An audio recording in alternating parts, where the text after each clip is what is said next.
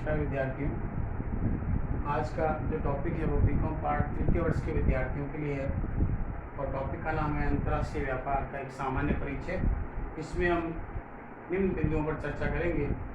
अंतर्राष्ट्रीय व्यापार क्या होता है, अंतर्राष्ट्रीय व्यापार की आवश्यकता क्यों महसूस की गई और अंतर्राष्ट्रीय व्यापार कितने प्रकार का होता है और किसी भी देश की अर्थव्यवस्था में अंतर्राष्ट्रीय व्यापार का क्या महत्व होता है। अगर हम अंतर्राष्ट्रीय व्यापार की बात करें तो अंतर्राष्ट्रीय व्यापार से तात्पर्य है कि एक राष्ट्र के द्वारा विश्व के विभिन्न राष्ट्रों के साथ में वस्तुओं और सेवाओं का जो आदान प्रदान होता है एक वर्ष विशेष में, उसे अंतर्राष्ट्रीय व्यापार कहा जाता है। अंतर्राष्ट्रीय व्यापार को विदेशी व्यापार अथवा फॉरेन ट्रेड के नाम से जाना जाता है। विद्यार्थियों, जैसा कि आप जानते हैं, विश्व में चाहे कोई विकसित राष्ट्र हो या अल्प विकसित या अर्ध विकसित राष्ट्र हो, कोई भी राष्ट्र हो, वह स्वयं अपने संसाधनों पर जो है वो निर्भर नहीं रह सकता। उसे अन्य वस्तुओं का आयात करना ही पड़ता है, यानी उसे कुछ ऐसी वस्तुओं का दूसरे देशों से क्रय करना पड़ता है जिसे वह अपने यहाँ पर उत्पादित नहीं कर सकता।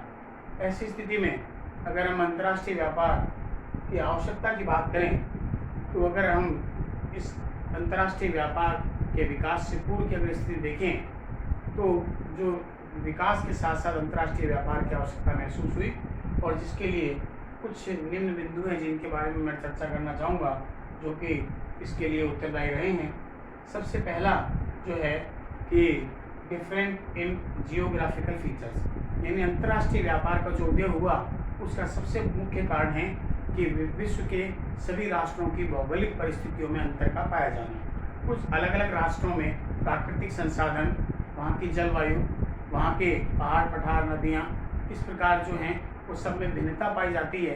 कुछ राष्ट्र किसी विशेष वस्तु के लिए ज़्यादा मात्रा में उनके जो है रिसोर्सेज पाए जाते हैं, प्राकृतिक संसाधन पाए जाते हैं। तो ऐसी स्थिति में वह किसी विशिष्ट जो है उत्पादन के लिए वो जो है धनी राष्ट्र माना जाता है या वो प्राकृतिक दृष्टि से धनी माना जाता है।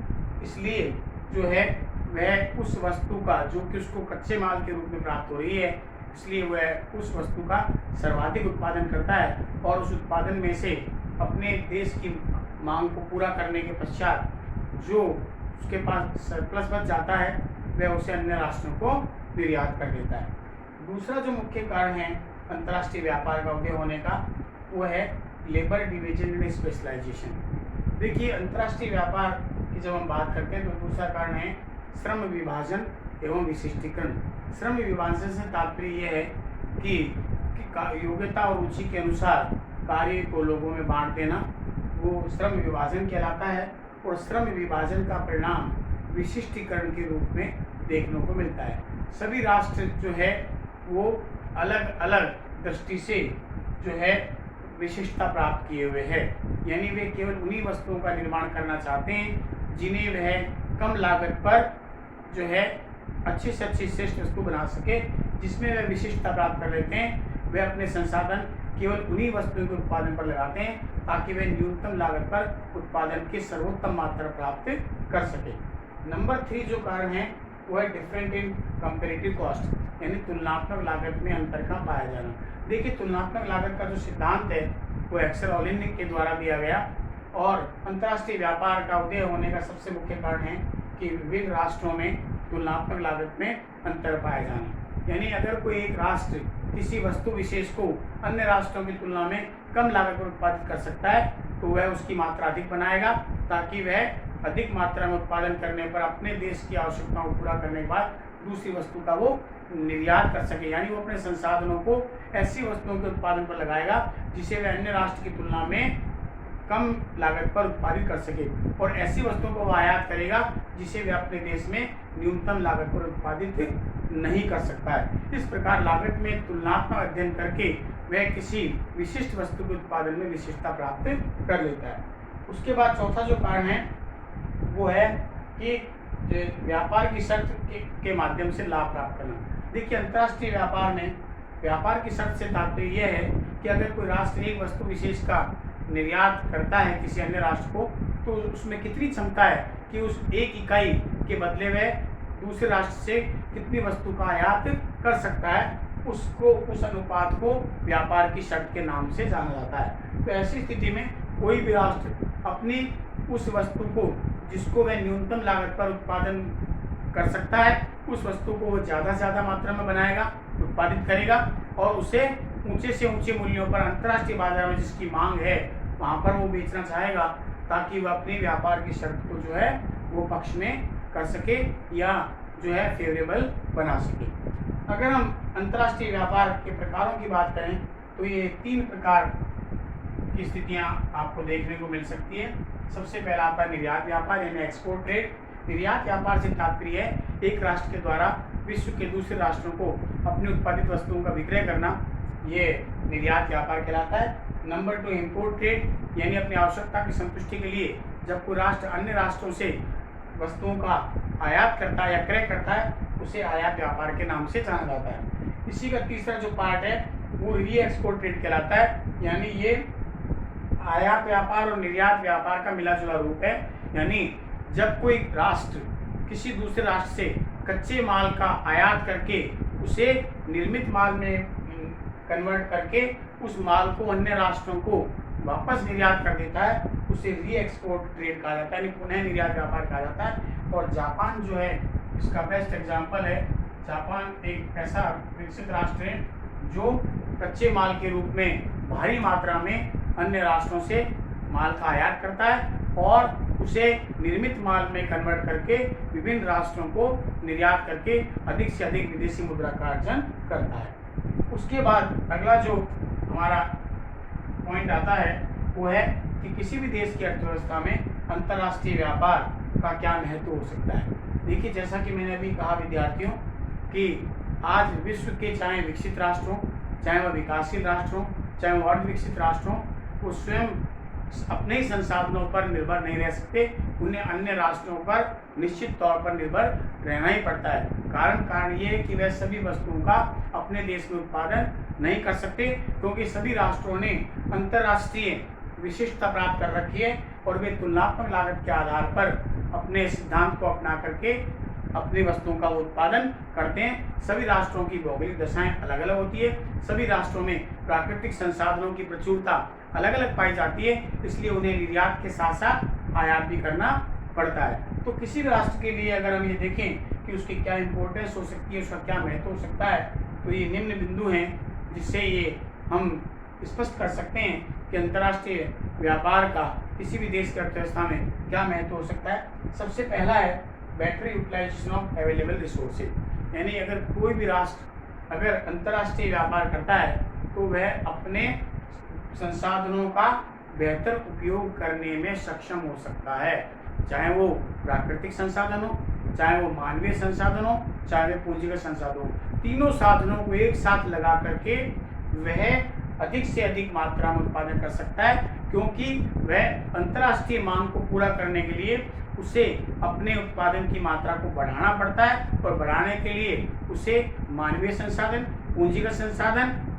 और जो है और प्राकृतिक संसाधन तीनों का एक समन्वय स्थापित करके उत्पादन करना पड़ता है। तो अंतर्राष्ट्रीय व्यापार का जो सर्वोत्तम लाभ प्राप्त होता है वो ये है कि उपलब्ध संसाधनों का श्रेष्ठतम अथवा अनुकूलतम प्रयोग करना। नंबर 2 है कि विदेशी मुद्रा का अर्जन करना। देखिए, अंतर्राष्ट्रीय व्यापार किसी भी देश की अर्थव्यवस्था में या उसके कोषों को में वृद्धि करने में इन अंतर्राष्ट्रीय या विदेशी मुद्रा के भंडारों को बढ़ाने में बहुत बड़ी भूमिका अंतर्राष्ट्रीय व्यापार की होती है, क्योंकि जब हम किसी देश को वस्तुओं का निर्यात करते हैं तो उसके बदले हमें विदेशी मुद्रा प्राप्त होती है और धीरे धीरे जैसे जैसे हमारा निर्यात बढ़ता जाता है हमारे विदेशी मुद्रा का अर्जन बढ़ता जाता है और इससे हमारे विदेशी मुद्रा के भंडार जो हैं वो बढ़ जाते हैं। नंबर 3 है correction in balance of trade and balance of payment. देखिए, किसी भी देश को अगर अपने भुगतान संतुलन और व्यापार संतुलन में सुधार करना है तो अंतर्राष्ट्रीय व्यापार एक ऐसा उपाय है जो व्यापार संतुलन और भुगतान संतुलन को उस राष्ट्र के पक्ष में करने में सक्षम होता है। यहाँ पर व्यापार संतुलन से तात्पर्य यह है कि एक वर्ष विशेष में किसी एक राष्ट्र के द्वारा जितना निर्यात किया जाता है, जितने मूल्यों का और जितना आयात किया जाता है, उन दोनों का जो अंतर है वो हमारा व्यापार संतुलन कहलाता है। अगर निर्यात मूल्य आयात मूल्य से ज़्यादा होता है व्यापार संतुलन उसके पक्ष में होगा। अगर मान लीजिए दोनों बराबर है तो संतुलित होगा। अगर निर्यात मूल्य आयात मूल्य की तुलना में कम है तो वो प्रतिकूल अवस्था में होता है। उसी प्रकार से अगर हम बैलेंस ऑफ पेमेंट की बात करें, भुगतान संतुलन की बात करें, तो व्यापार संतुलन की तुलना में भुगतान संतुलन का जो कंसेप्ट है वो ब्रॉड कंसेप्ट है। और भुगतान संतुलन से तात्पर्य होता है एक राष्ट्र के द्वारा एक वर्ष विशेष में विश्व के विभिन्न राष्ट्रों के साथ में जितने वित्तीय व्यवहार किए जाते हैं, फाइनेंशियल ट्रांजैक्शन जो किए जाते हैं, उसका जो लेखा जोखा होता है वो हमारा भुगतान संतुलन कहलाता है। और इसको निकालने का जो तरीका वो ये है, total receipts minus total payment, यानी कुल आपकी प्राप्तियां कितनी एक वर्ष विशेष में और कुल आपको कितना भुगतान करना, उसका अंतर जो है वो आपका भुगतान संतुलन कहलाता है। तो इस प्रकार ज़्यादा से ज़्यादा मात्रा में अंतर्राष्ट्रीय व्यापार के माध्यम से राष्ट्र ज़्यादा से ज़्यादा मात्रा में निर्यात करके अपने देश के भुगतान संतुलन एवं व्यापार संतुलन को पक्ष में कर सकता है। उसके बाद में आता है देश की राष्ट्रीय आय और प्रति व्यक्ति आय में वृद्धि। देखिए, जैसे जैसे अंतर्राष्ट्रीय व्यापार को बढ़ावा मिलता है या कोई भी राष्ट्र अपने अंतर्राष्ट्रीय व्यापार को बढ़ाता है तो निश्चित तौर पर उसको उत्पादन भी बढ़ाना पड़ता है। और उत्पादन का संबंध राष्ट्रीय आय से होता है। और राष्ट्रीय आय का तात्पर्य है एक वर्ष विशेष में जितना वस्तु और सेवाओं का उत्पादन किया जाता है उसका बाजार मूल्य देश की राष्ट्रीय आय कहलाती है। और राष्ट्रीय आय में अगर जनसंख्या का भाग दे दें तो हमें प्रति व्यक्ति आय प्राप्त होती है। तो अंतर्राष्ट्रीय व्यापार किसी भी देश के राष्ट्रीय आय अथवा राष्ट्रीय उत्पादन और प्रति व्यक्ति आय को बढ़ाने में सहायक होता है। अगला है एम्प्लॉयमेंट जनरेशन, यानी रोजगार का सृजन करना। देखिए, अंतर्राष्ट्रीय व्यापार देश में रोजगार के अवसर बढ़ाने में सहायक होता है कि जब अंतर्राष्ट्रीय बाजार में हमारे द्वारा उत्पादित की गई वस्तु की मांग बढ़ती है तो हमारे द्वारा निर्यात ज़्यादा किए जाते हैं और उत्पादन की मात्रा बढ़ाने के लिए जो है हमें श्रम को कार्य देना पड़ता है। और ऐसी स्थिति में उनके लिए रोजगार के नए से नए अवसर जो है प्राप्त होते हैं। अगला है रैपिड इकोनॉमिक डेवलपमेंट, यानी तीव्र आर्थिक विकास। आर्थिक विकास का संबंध ओवरऑल इकोनॉमिक डेवलपमेंट से, यानी अर्थव्यवस्था के सभी क्षेत्रों का विकास होना। जब अंतर्राष्ट्रीय व्यापार किसी भी देश का बढ़ता है तो ऐसी स्थिति में न केवल राष्ट्रीय उत्पादन बढ़ता है बल्कि उसके साथ साथ देश का समग्र विकास होता है और जो आर्थिक विकास की दर है वो तीव्र गति से बढ़ती है। उसके बाद है कि व्यापार की शर्त को अपने पक्ष में बनाना। अंतर्राष्ट्रीय व्यापार एक ऐसा उपाय है जिससे कोई भी राष्ट्र अपने व्यापार की शर्त को अपने पक्ष में अनुकूल कर सकता है, यानी वो ऐसी वस्तु का उत्पादन करता है जिसे वह न्यूनतम लागत पर बनाता है और वो जिसकी मांग अंतर्राष्ट्रीय बाजार में ज़्यादा होती है। ऐसी वस्तुओं को वह ऊंचे मूल्यों पर बाजार में बेचकर व्यापार की शर्त को अपने पक्ष में करने में वह जो है सफल साबित हो सकता है। उसके बाद में आता है कि श्रम विभाजन एवं विशिष्टीकरण से लाभ प्राप्त करा। जैसा कि मैंने आपको पूर्व में बताया था कि अंतर्राष्ट्रीय व्यापार का जो आधार है वो श्रम विभाजन एवं विशिष्टीकरण होता है।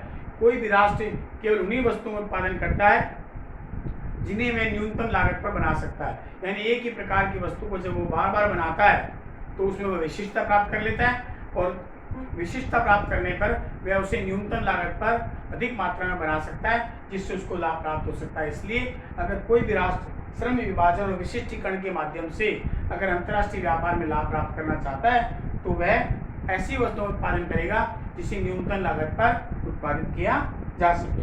उसके बाद आता है स्ट्रेंथ इंटरनेशनल रिलेशन, यानी अगर किसी भी राष्ट्र को अन्य राष्ट्रों के साथ में अपने अंतर्राष्ट्रीय संबंधों को मजबूत बनाना है तो अंतर्राष्ट्रीय व्यापार एक ऐसी कड़ी है जिससे हम अपने दूसरे राष्ट्रों के साथ में आर्थिक और जो है व्यापारिक और अंतर्राष्ट्रीय संबंधों को मजबूत कर सकते हैं, क्योंकि हम आयात और निर्यात के माध्यम से आयात और निर्यात से न केवल हमें आर्थिक संबंध मजबूत होते हैं बल्कि हमारे अंतर्राष्ट्रीय जो संबंध है उनमें भी प्रगाढ़ता आती है।